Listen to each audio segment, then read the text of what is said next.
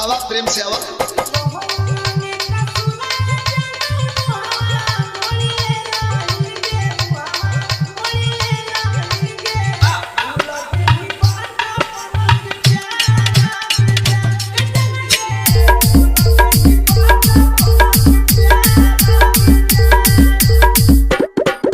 बड़ी पुरान लगल, लेकिन एक गीत का लहर आज भी बनल। कौन गीत है मास्टर?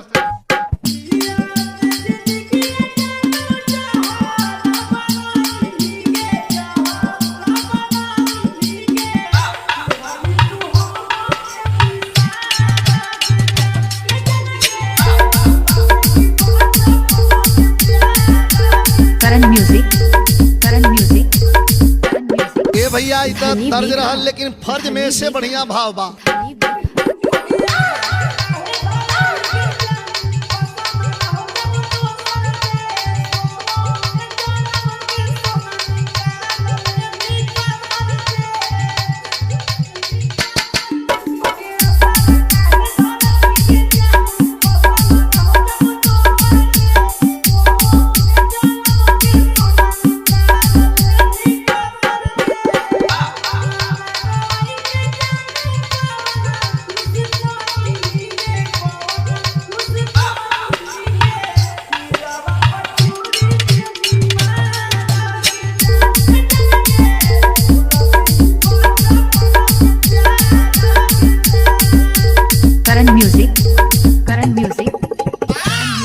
सवा दादा तनी यहू के सुनला। धनी बीघा, धनी बीघा।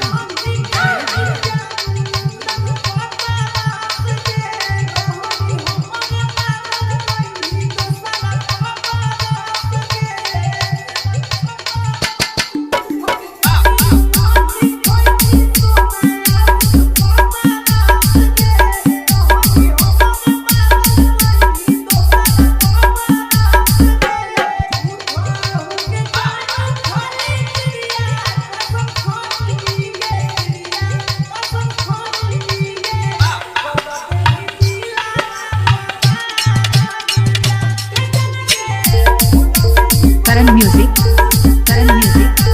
धनी बीघा, धनी बीघा, धनी बीघा, धनी बीघा, धनी बीघा।